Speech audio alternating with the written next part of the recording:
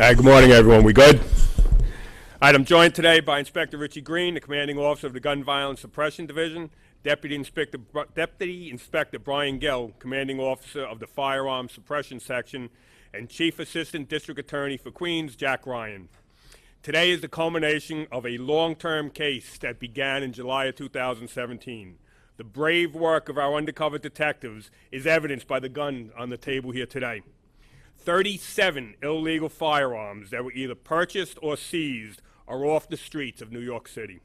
For every gun bought, a detective had to risk it all on behalf of the people of the 5 boroughs. This is a prime example of the NYPD's precision policing, focusing on those responsible for trafficking guns and causing violence in the city. This is a success made possible with the partnership of the Queens District Attorney's Office. I want to thank the investigators and undercovers for their hard work and dedication to keeping the city safe. Jack Ryan will now share the details of this tremendous case. Jack. Thank you. Thank you. Good morning. I'm here this morning on behalf of District Attorney Richard Brown to announce the arrest of 2 Queens natives, Jaron Devlin, age 32, and Kira Reynolds, age 29. They've both been arrested for multiple sales of weapons and possession of weapons. During this year-long interagency investigation, Mr. Devlin sold 27 loaded firearms to undercover police officers, and he's been charged with appropriate counts. Ms. Reynolds sold 3 loaded firearms also to undercover officers, and she's been charged with 3 counts of sale plus possession. Ms. Reynolds faces up to 22 years in prison, and Mr. Devlin faces up to 190 years in prison. Mr. Devlin has been held on $500,000 bail over $250,000 cash, and Ms. Reynolds has been charged with set bail at $100,000 over $50,000 cash. These defendants didn't care who they sold these guns to. They didn't know they were selling it to police. They didn't care. They didn't care who these weapons were sold to. They didn't care how these weapons were going to be used. They were in this for the money, and that's all they cared about. If an innocent civilian, an innocent person, was murdered as a result of their actions, that was not what they cared about. So every gun that the police department took off the street, every gun like this and the others that you see here before you, every gun that was taken off the street in this case, every bullet that was taken off of the street in this case, likely could have saved that of an innocent person. I want to commend the work of the New York City Police Department, the FID. Their work is probably among the most dangerous work that a policeman can do. The undercover purchase of a weapon, knowing that you're dealing with someone who's armed and someone who at any moment could decide to rip you off. We can all recall tragedies where that's occurred. This type of long-term investigation is what helps make the city safe. Gun violence is something that we've had to deal with a long time. Gun violence in Southeast Queens is something we've dealt with a long time. These 2 preyed on Southeast Queens. So I commend the police officers for their courage and their fortitude in doing this. I also want to thank my colleagues in the police department and my colleagues in the Manhattan District Attorney's Office who assisted in this investigation. I also want to thank those people in the Queens DA's office that are with me here today and others who could not be here.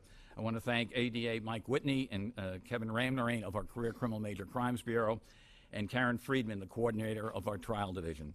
And my office, again, thanks everyone for their participation in this. And we intend to see that these defendants do every day in jail that they deserve. I'd like to introduce Inspector Richard Green, who will tell you the details of the investigation. Thank you, Jack. Again, introduce myself. I'm Richard Green. I'm the commanding officer of the Gun Violence Suppression Division.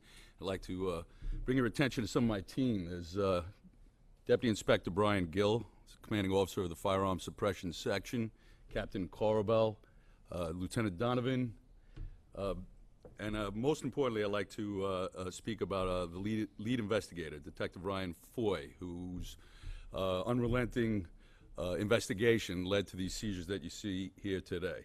Again, with us is Sergeants Matt Griffin and Eric Francis, who are out there every day with the detectives completing this case. Also to my left, ADA Mike Whitney and Kevin Ramnarine, who on a daily basis interacted with our detectives to build the best possible case for prosecution, and of course Jack Ryan, who spoke before. So this case was initiated back in July of 2017 through a police department source of methodology. During the duration of this 21-month case, we utilized many tactics to ensure the safety of our undercover officers and ensure that, in fact, we were taking in all the guns that were coming up through the iron pipeline, a term we hear way too often. These weapons hailing from down south, coming up the 95 corridor into New York to do untold devastation and havoc, like the DA was speaking, or without concern about havoc that may be wrought by these weapons. Specifically, I want to bring your attention to two individual weapons, an AR-15, which you could see at the end of the table, and another assault-style weapon, which was seized with over 117 rounds of ammunition. Those weapons are capable of firing these multiple shots and creating a very bad situation in a short period of time.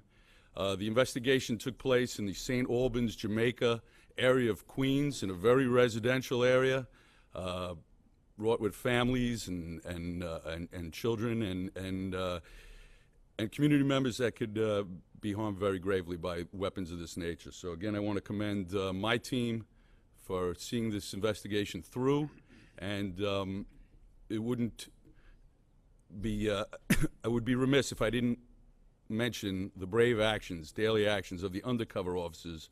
For obvious reasons, they can't be here today, but their brave actions result in just these type of cases.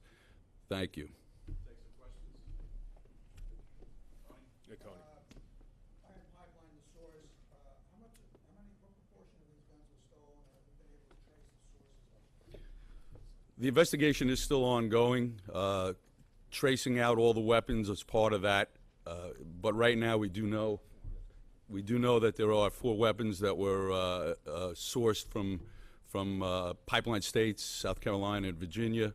As part of a follow-up investigation, we will continue to see where all these weapons came from and the methodology in which they came up here to New York City, and continue our investigations to see if there's any other prosecutions. Questions on this case? Okay.